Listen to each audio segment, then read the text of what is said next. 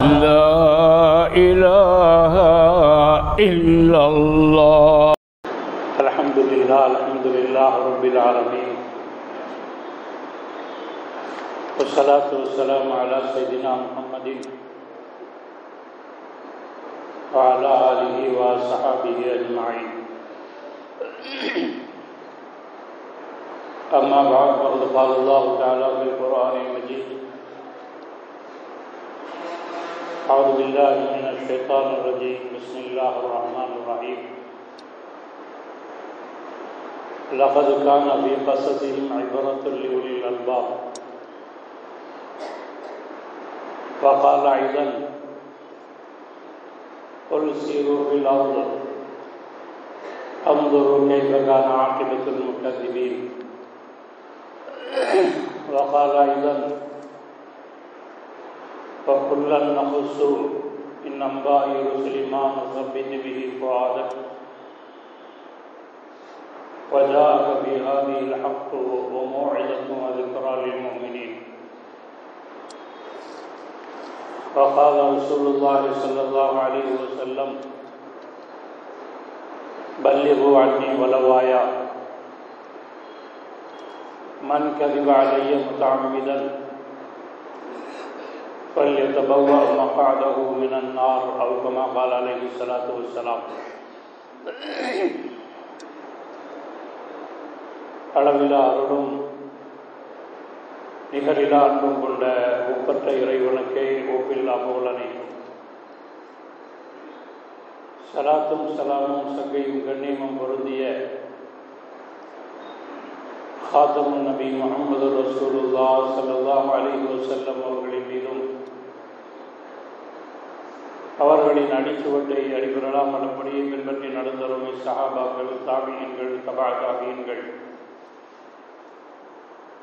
இந்த தீன் செழித்து வளர்ந்த காரணமாக இருந்த இறைநேச செல்வர்கள், ஷஹதாக்கள், சாலிஹீன்கள், இன்னும் அங்கு குழுமி இருக்கும் நம் அனைவரின் மீதும் அல்லாஹ்வின் சாந்தியும் சமாதானமும் என்றென்று படித்தாவதா. கண்ணியத்திற்குரிய அல்லாஹ்வின் நல்லடியார்களே, நாம் பின்பற்றி நடைமுறைப்படுத்தி வாழ்ந்து கொண்டிருக்கக்கூடிய இஸ்லாமிய மார்க்கத்தை குறித்து உலக வெளியில் பல்வேறு கருத்துக்கள் உலகிக் கொண்டிருப்பதை பார்க்கிறோம். குறிப்பாக இஸ்லாமிய மார்க்கத்தை குறித்து நல்ல கருத்துக்களும் சொல்லப்படுகிறது, கெட்ட கருத்துக்களும் சொல்லப்படுகிறது. குறிப்பாக பெரும்பாலும் நல்ல கருத்துக்களை காட்டிலும் கெட்ட கருத்துக்களை சொல்வதை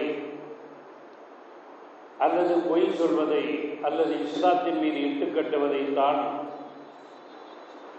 சில கைவர் கூட்டம் அதை தொழிலாக, தன்னுடைய இலக்காக, தன்னுடைய நோக்கமாக வைத்திருக்கிறார்கள் என்பதை நாம் பார்க்க முடியும்.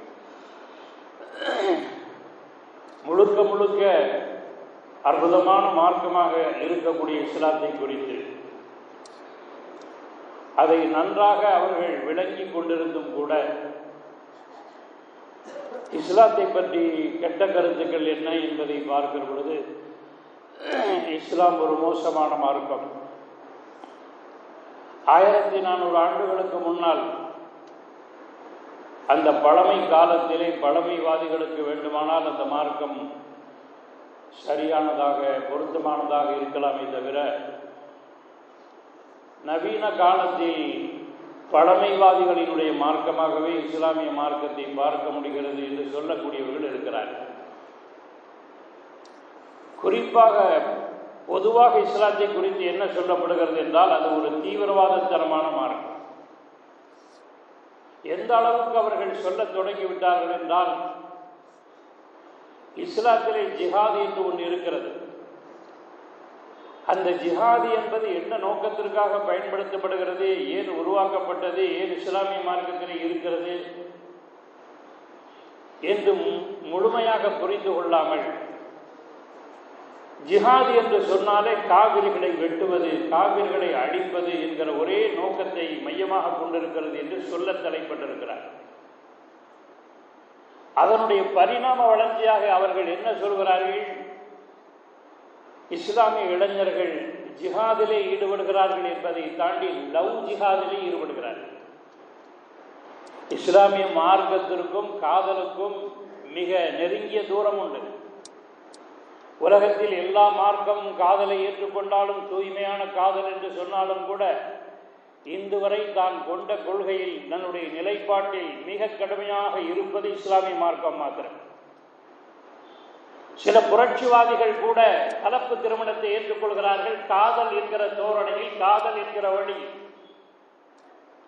அது எந்த வழியாக இருந்தாலும் கூட, எதற்காக இருந்தாலும் கூட, உயர்தரமான நோக்கமாக இருந்தாலும் கூட, காதல் என்பது பெற்றோர்களுக்கு எதிரானது என்பது மாத்திரமல்ல, இஸ்லாமிய கருத்திற்கு முரணானது என்பதை இந்த உலக அளவில் சொல்லிக் கொண்டிருக்கிற ஒரே மார்க்கம் இஸ்லாமிய மார்க்கம் தான். ஜிஹாத் என்பது புனிதமான ஒன்று. ஆனால் அந்த புனிதமான ஒரு வார்த்தையை அசிங்கமான ஒரு வார்த்தையோடு சேர்த்துவதை, இஸ்லாமிய இளைஞர்கள் அப்படிப்பட்ட லவ் ஜிஹாத் என்பதை தோற்றுவித்து அதன் மூலமாக மற்ற மார்க்கத்தில் இருக்கக்கூடிய பெண்களை வழிகெடுக்கிறார்கள், தன்னுடைய மார்க்கத்துக்கு இருக்கிறார்கள் என்று லவ் ஜிஹாதை சொல்ல ஆரம்பித்தார். நல்ல வேளை இந்த நாட்டை விட்டு பேங்கிலே கடன் வாங்கி கொண்டு ஓடியவர்களெல்லாம் அந்நிய மார்க்கத்தை சேர்ந்தவர்கள். ஒருவேளை இஸ்லாமிய மார்க்கமாக, இஸ்லாமிய மார்க்கத்தை சார்ந்தவர்களாக இருந்தால் லோன் ஜிஹாத் என்று கூட சொல்லியிருப்பார்கள் என்று மற்றவர்கள் சொல்லக்கூடிய அளவுக்கு மோசமான வார்த்தைகளை அற்புதமான வார்த்தைகளோடு சித்தரித்தார். பிறகு என்ன இஸ்லாத்தை குறித்து சொல்லுவார்கள், இஸ்லாம் என்பது காட்டுக்கு மேலாண்டித்தனமான சட்டங்களை கொண்டிருக்கிறது. இஸ்லாம் என்பது தலையை வெட்ட சொல்கிறது.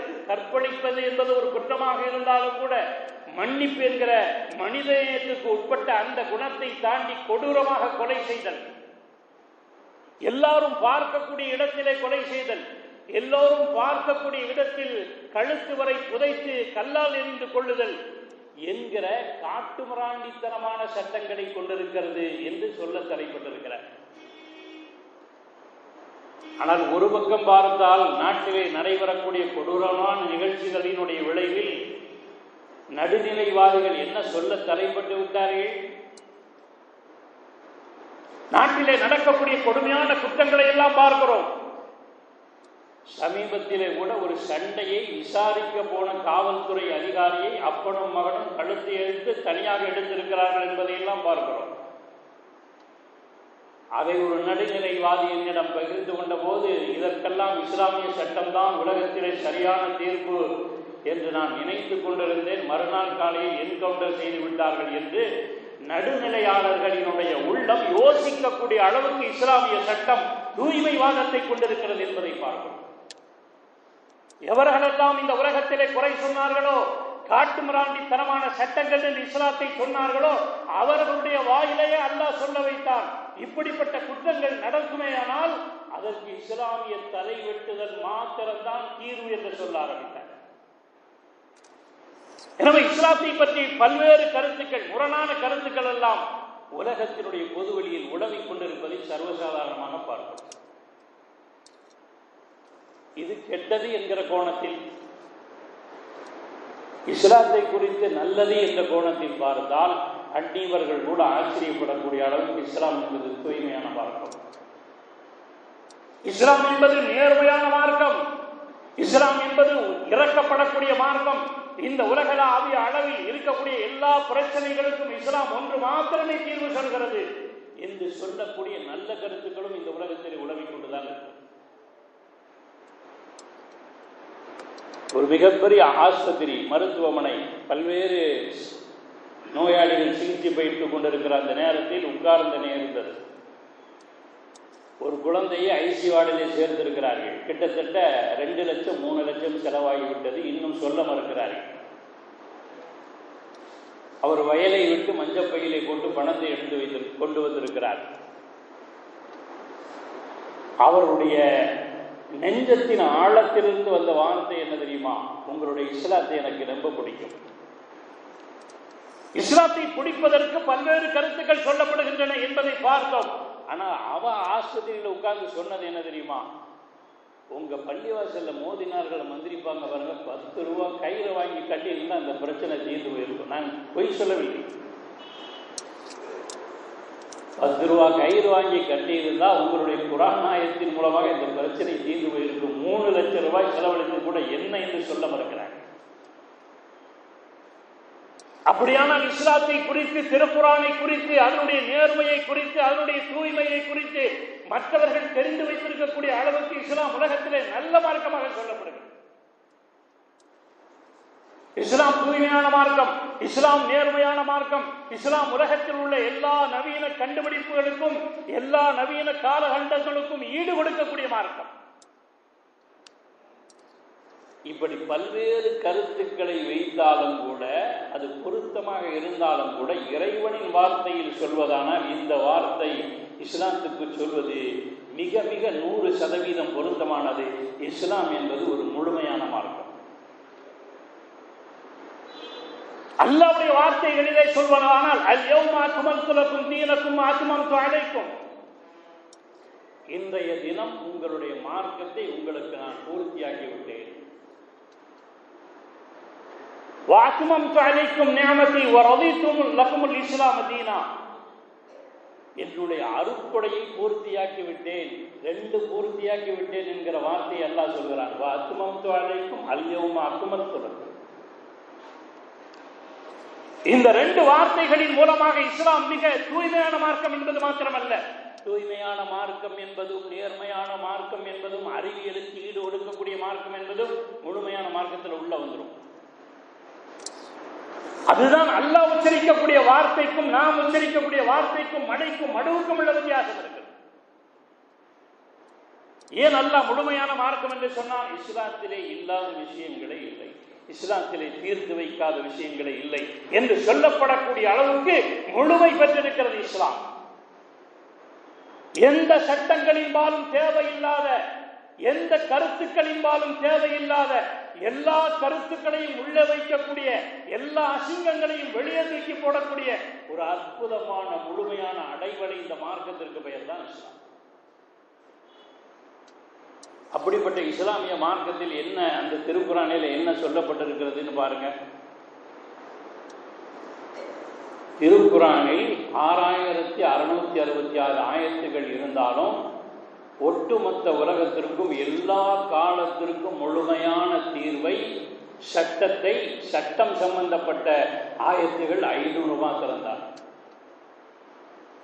6666 ஆயத்துகளில் உலகத்தில் கியாம நாள் வரை வரக்கூடிய எல்லா காலங்களையும், எல்லா நேரங்களையும், எல்லா சட்டங்களையும், எல்லா சூழ்நிலைகளையும் அடைவடையக்கூடிய அளவுக்கு சட்டங்கள் சொல்ற ஆயத்து எத்தனைங்க? 500 மாத்திரம்தான். நிச்சயம் 6000 ஆயத்துகளும் என்ன சொல்கிறது? திருக்குர்ஆனுக்கு உள்ளே புகுந்துவார்கள், வரலாறுகள் தான் சொல்லப்படுகிறது. லகத் கான ஃபீ கஸஸிஹிம் இப்ரத்துல் லிஉலில் அல்பாப், அதிலேயும் 1,24,000 நபிமார்கள் இந்த உலகத்திற்கு வழிகாட்டிகளாக, நேர் வழிகாட்டிகளாக அனுப்பப்பட்டிருக்கிறார்கள். 1,24,000 நபிமார்களினுடைய வரலாறுகள் திருக்குர்ஆனிலே சொல்லப்படவில்லை. தேர்ந்தெடுக்கப்பட்ட 25 நபிமார்களுடைய வரலாறுகள் தான் சொல்லப்படும். இப்ப காலத்திற்கு தோதுவாக காலம் விரிவாகி கொண்டே இருக்க, நாகரிகத்திலும் அறிவியலிலும் ஏவல் தொழில்நுட்பத்தை பற்றி இப்பொழுது பேசப்படுகிறது. அந்த அளவுக்கு நவீனம் எதிர்கொண்டிருக்கிறது. மனிதர்களுக்கு வருங்காலத்தில் வேலை இல்லாமல் போய்விடுமோ என்கிற அளவுக்கு ஏவல் தொழில்நுட்பம் வந்திருக்கிறது. அப்ப திருக்குர்ஆன் ஈடு கொடுக்க வேண்டும், ஹதீஸ் ஈடு கொடுக்க வேண்டும், இஸ்லாம் ஈடு கொடுக்க வேண்டும். ஈடு கொடுக்கிறது. அப்படி இருக்கக்கூடிய, ஈடு கொடுக்கக்கூடிய காலத்தில் 6000 ஆயத்துகளும் அதைத்தான் சொல்லி இருக்க வேண்டும். ஆனால் 500 ஆயத்துகள் போதுமானது. அப்போ மூசா அலைஹிஸ்ஸலாமுடைய வரலாறு, ஈசா அலைஹிஸ்ஸலாமுடைய வரலாறு, நூஹ் அலைஹிஸ்ஸலாமுடைய வரலாறு, மூசா அலைஹிஸ்ஸலாமுடைய வரலாறு, இது போன்று 25 நபிமார்களுடைய வரலாற்றை சில இடங்களில் திரும்ப திரும்ப அதே வரலாற்றை ஏன் சொல்லப்படுகிறது?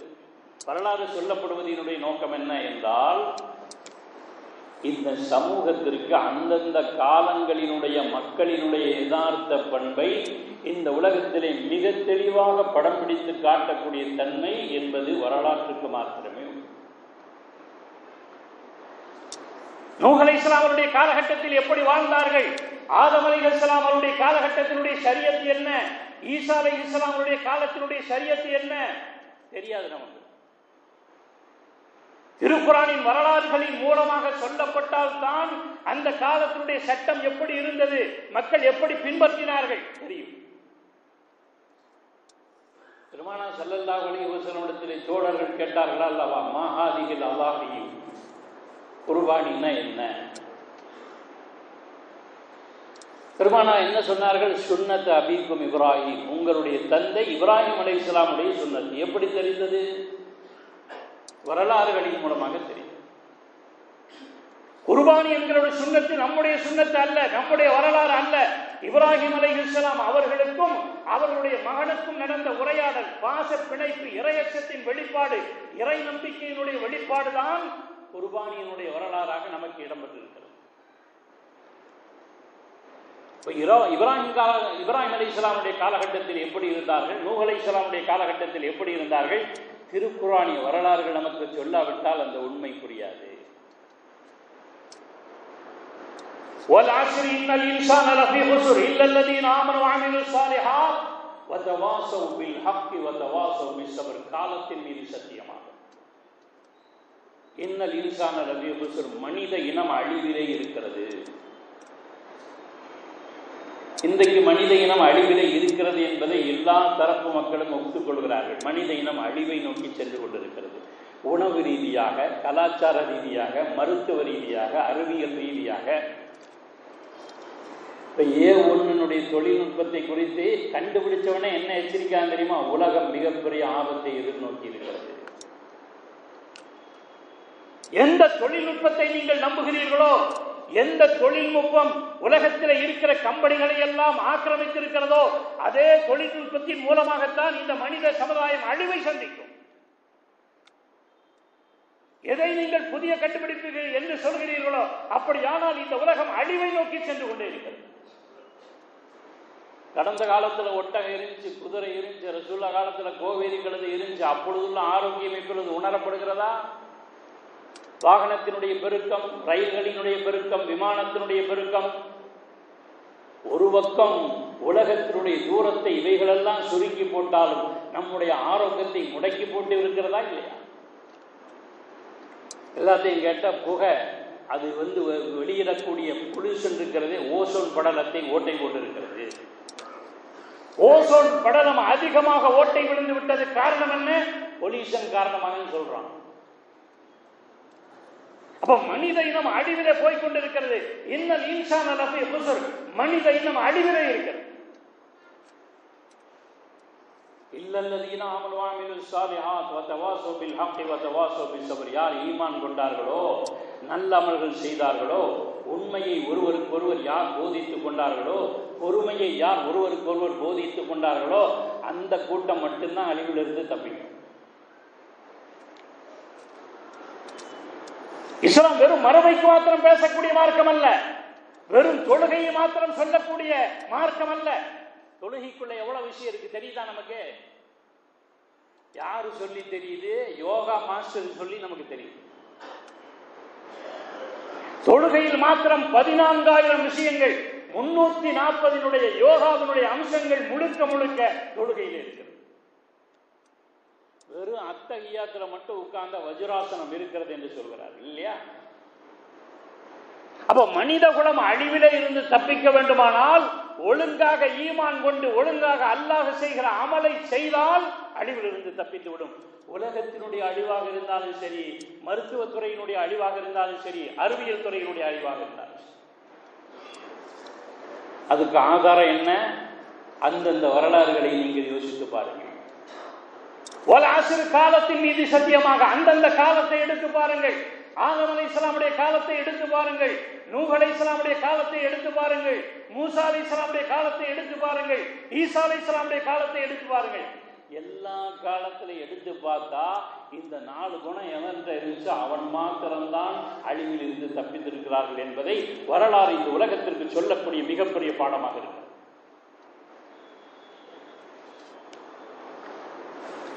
இப்ப ஏன் திருக்குறானிலே வரலாறுகள் அதிகமாக சொல்லப்பட்டிருக்கிறது என்றால், மனிதர்களினுடைய பண்பாட்டை, யதார்த்தத்தை, அவர்களுடைய அமலை எல்லாம் இந்த உலகத்திற்கு மிக தெளிவாக சொல்லக்கூடிய தன்மை என்பது வரலாற்றில் மாத்திரம் உண்டு.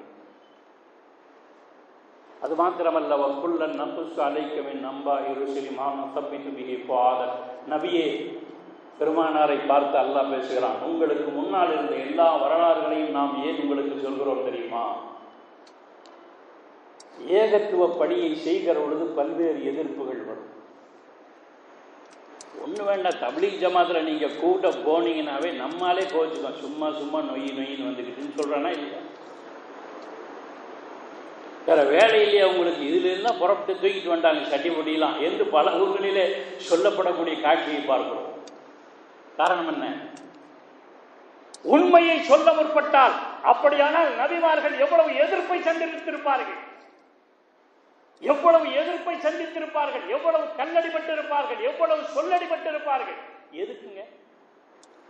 அல்லாஹ்வை பற்றி, மறுமையை பற்றி, உண்மையை பற்றி, நேர்மையை பற்றி உங்களுக்கு பலன் தரக்கூடிய விஷயங்களை சொன்ன போனால் மக்களுக்கு மத்தியில் எதிர்ப்பு வரும். ஒண்ணு வேண்டாம், தக்பீருக்கு கொஞ்சம் சரியா கட்டலன்னு எவன்டையா சொல்லிப்பா, எங்களுக்கு எல்லாம் தெரியும், எங்களுக்கு சொல்றதுக்கு இவர் பெரிய வந்தார் என்று சொல்லக்கூடியவர்கள், நினைக்கக்கூடியவர்கள் தான் அதிகமா இருக்கிறார்கள்.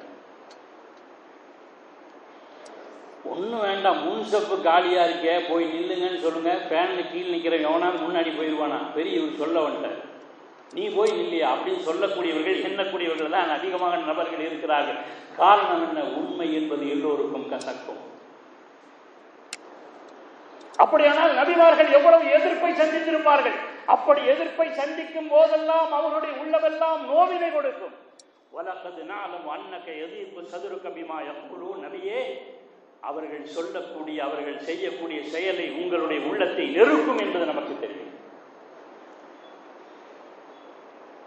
பெருமானார் ஸல்லல்லாஹு அலைஹி வஸல்லம் முன்னுள்ள வரலாறுகளை சொல்வதன் மூலமாக ஆறுதல் அடையும் பொழுது தான் இப்படிப்பட்ட வரலாறுகள் சொல்லப்படுகிறது. வரலாறுகள் மிகப்பெரிய தாக்கத்தை மனித சமுதாயத்தில் ஏற்படுத்தும் என்று தெரிந்துதான் இப்பொழுதுள்ள பாசிச அரசு இஸ்லாமிய வரலாற்றில் கை வைக்க ஆரம்பித்திருக்கிறது. காரணம் என்ன? உலகளாவிய அளவில் வேறு யாருடைய வரலாறும் இப்படி மறைக்கப்பட்டது கிடையாது, இப்படி பிரிக்கப்பட்டது கிடையாது.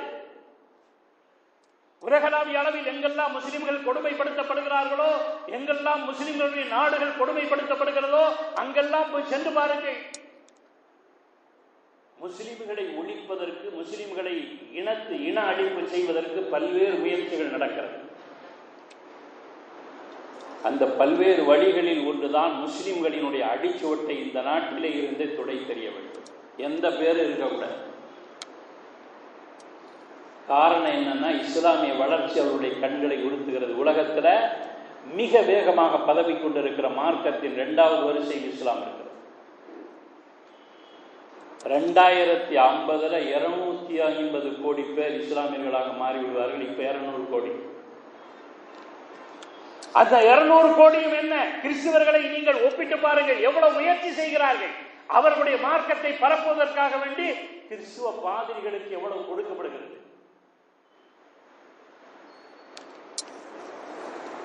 நம்ம என்ன பிரச்சாரம் செய்கிறோம்? தெரு தெருவா போய் பிரச்சாரம் செய்யக்கூடியவர்கள். ரயில்வே ஸ்டேஷன்ல நோட்டீஸ், இந்த நோட்டீஸ் எல்லாம் கொடுக்கிறார்கள். அவர்களுடைய பிரச்சாரத்தை ஒப்பிட்டு பார்த்தால், யூத மதத்தினுடைய பிரச்சாரத்தை ஒப்பிட்டு பார்த்தால் இஸ்லாம் அவ்வளவு பிரச்சாரத்தை செய்யவில்லை. அப்படி இருந்தும் கூட உலகளாவிய அளவில் அதிக வேகமாக காட்டுத்தீவோட, காட்டாற்று வெள்ளத்தை போல இந்த உலகத்தில் அதிக வேகமாக பரவி கொண்டிருக்கிற மார்க்கம் இஸ்லாம். 200 கோடி இருந்த முஸ்லிம்கள் இன்னும் 2050ஆம் ஆண்டுகளில் 250 கோடியாக மாறிவிடுவார்கள். இந்தியாவினுடைய முஸ்லிம்களின் மக்கள் தொகை 30 கோடி. 2050இல் 50 கோடியாக மாறும் என்று கணிக்கப்பட்டிருக்கிறது. அவனுக்கு ஆற மாட்டேங்குது, சேர மாட்டேங்குது. எப்படி இந்த துருக்கர்கள் வளர்கிறார்கள்? இஸ்லாமிய மார்க்கத்தை தடுத்து நிறுத்துவதற்காக வேண்டி, அதனுடைய வளர்ச்சியை முறியெடுப்பதற்காக வேண்டி, முடக்கி போடுவதற்காக வேண்டி என்னென்ன முயற்சிகள் எல்லாமோ செய்யப்படுகிறது. அதற்கு வழி என்ன? இஸ்லாமிய அடையாளங்களை இந்தியாவில் இருந்து துடை தெரியக்கூடிய வேலையை செய்ய ஆரம்பித்தார்கள். அது என்ன செய்யறது? ஊர் பேரை மாத்துறது. இஸ்லாம்பூர், மகாராஷ்டிராவில் இஸ்லாம்பூர்ங்கிற ஊரை ஈஸ்வர்பூர்னு மாத்திருக்கான். இப்படி நிறைய உதாரணங்களை சொல்லலாம். நிறைய ஊர்களிலே முஸ்லிம்களுடைய தனவந்தர்களுடைய பெயர்கள் தெருக்கு பேராக வைக்கப்பட்டிருக்கிறது. அதற்கு பின்னால் மிகப்பெரிய வரலாறு, மிகப்பெரிய தானம் ஒளிந்திருக்கிறது. இதெல்லாம் எங்க தெரிஞ்சு முஸ்லிம்களாக மாறிவிடுவார்களோ என்பதற்காக வேண்டி முஸ்லிம்களுடைய பெயர்களை எல்லாம் தெரு பெயர்களாக இருந்தாலும் சரி, ஊர் பெயர்களாக இருந்தாலும் சரி, அவைகளை மாற்றுகிற வேலையில் பாசிச அரசு மிக வேகமாக கொடுமையாக ஈடுபட்டுக் கொண்டிருக்கிறது என்பதை பார்க்கிறோம்.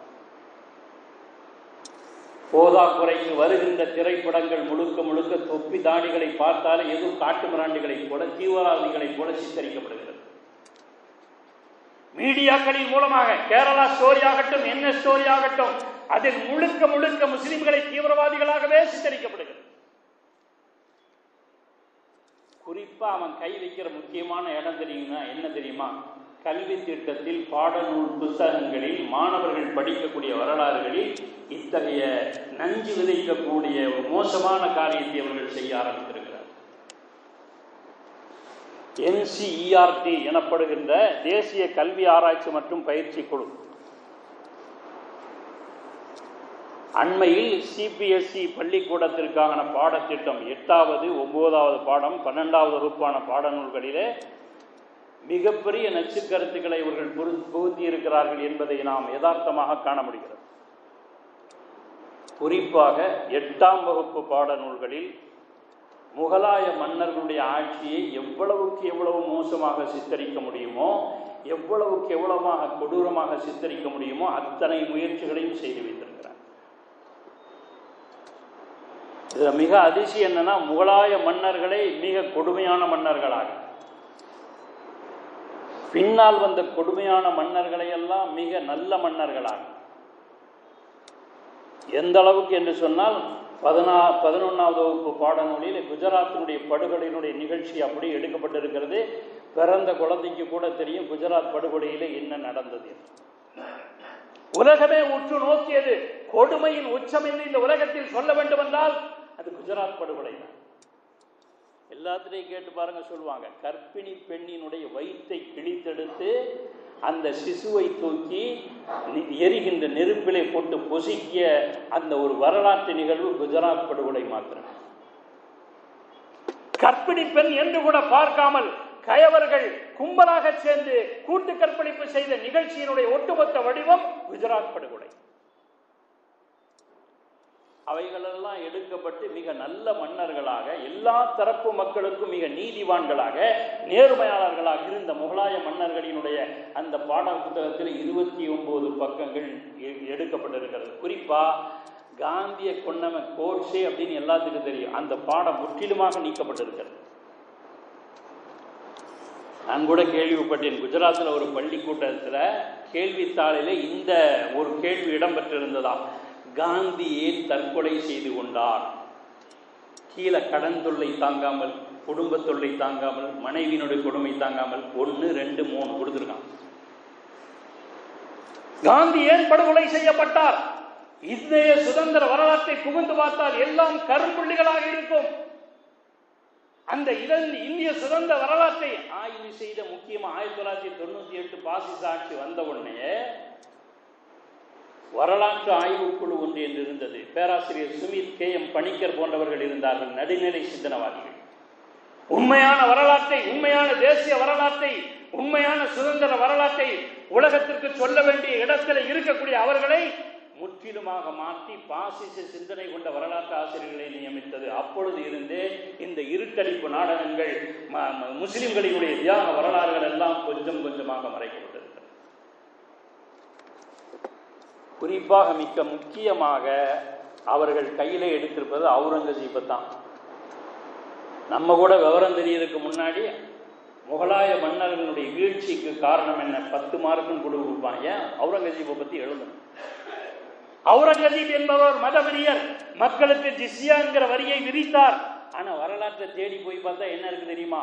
எல்லா வரிகளையும் குறைத்து இந்த ஒரு வரியை மாத்திரமே அவர் வைத்திருந்தார்.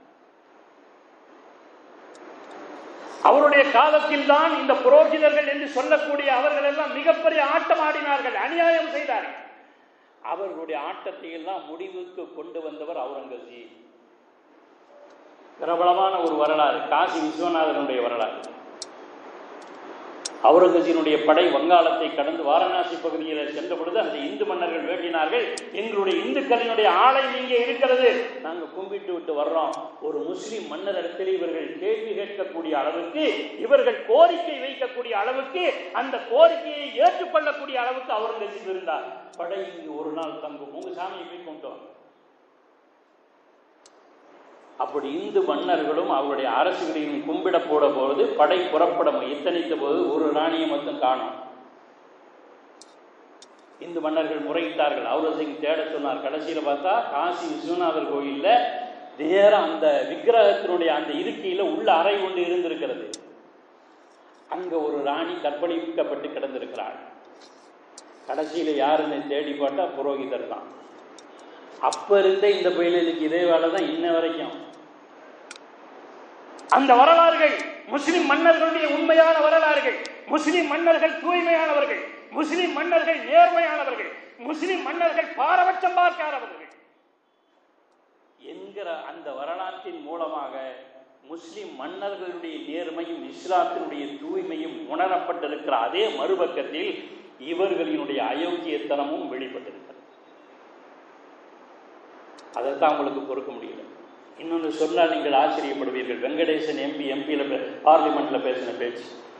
சுவாமி விவேகானந்தர் சிகாகோ மாநகரிலே உரையாற்றி விட்டு இந்து மதத்தை குறித்து உரையாற்றி விட்டு இலங்கையின் வழியாக மதுரை மாநகருக்கு வந்தார். இந்து பத்திரிகையினுடைய நிருபர் கேட்டார், உலகத்திலே ராமாயணம் என்பது காவியமா இதிகாசமா? விவேகானந்தர் சொன்ன பதில், பொய் கதாபாத்திரங்களை நம்பி இருக்கக்கூடிய அளவுக்கு இந்து மதம் கோடை அல்ல. அப்படியானால் உலகத்திலே மிகப்பெரிய வரலாற்று நாயர்களாக யாரை நீங்கள் கருதுகிறீர்கள்? பார்லிமெண்ட் சொல்லியே பேசுறார். இது என்னுடைய வார்த்தை இல்லை, விவேகானந்தரின் வார்த்தை. உலகத்திலேயே எனக்கு தெரிந்து வரலாற்று நாயகர்கள், வரலாற்று அவதார புருஷர்கள் என்றால் ரெண்டே பேர் தான். ஒன்று முகமது நபிகள், இன்னொன்று கௌதம புத்தர்.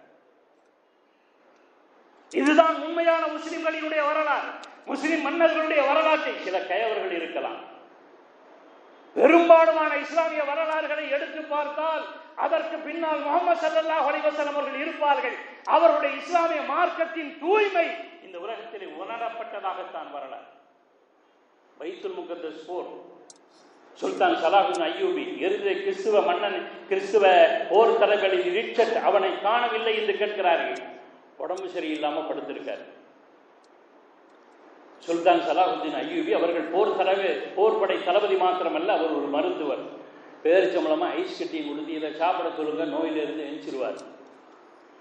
சாப்பிட கொடுக்கப்பட்ட பொழுது ரிச்சர்ட் சாப்பிட முனைகிறான். பக்கத்தில் இருக்கிற வீரர்கள்லாம் சொன்னார்கள், முஸ்லிம்கள் இதில் விஷம் வைத்திருப்பார்கள், தொடாதீர்கள், ஆபத்து உள்ளே மறைந்திருக்கிறது. பேரிச்சம்பளத்தின் மூலமாக அதற்கு பின்னால் மிகப்பெரிய சதி மறைந்திருக்கலாம். ரிச்சர்ட் சொன்ன வார்த்தை என்ன தெரியுமா?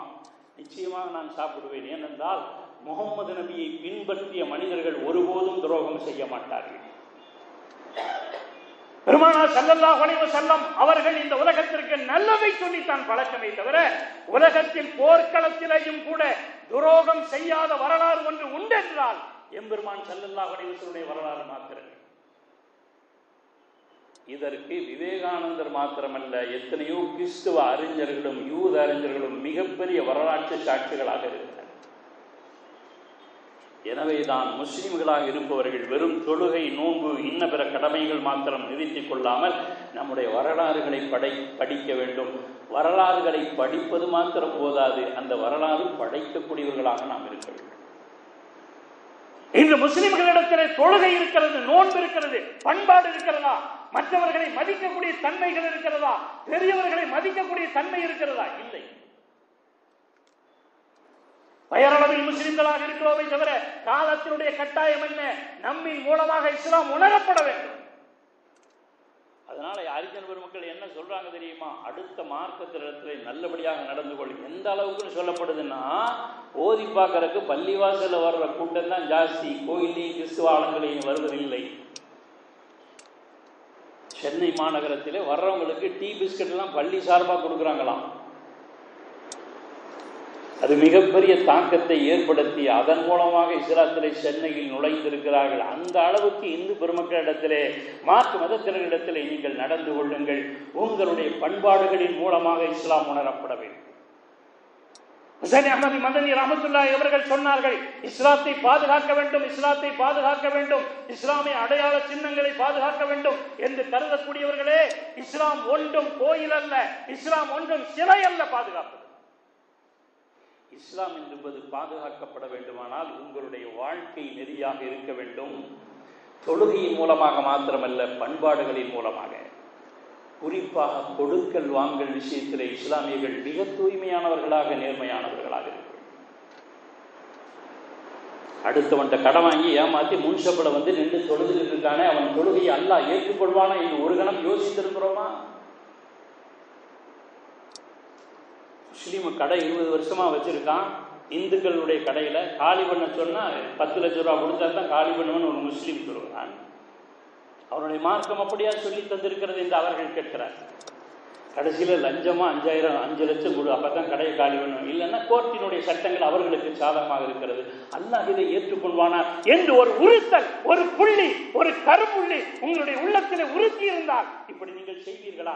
எம்பெருமான் ஸல்லல்லாஹு அலைஹி வஸல்லம் அவர்கள் இந்த செயலின் மூலமாக வருத்தப்படுவார்களே என்று ஒரு முஸ்லிம் யோசிக்க ஆரம்பித்தால் இஸ்லாம் பரிணமிக்க ஆரம்பித்து விடும், இஸ்லாம் ஒளி வீச ஆரம்பித்து விடும்.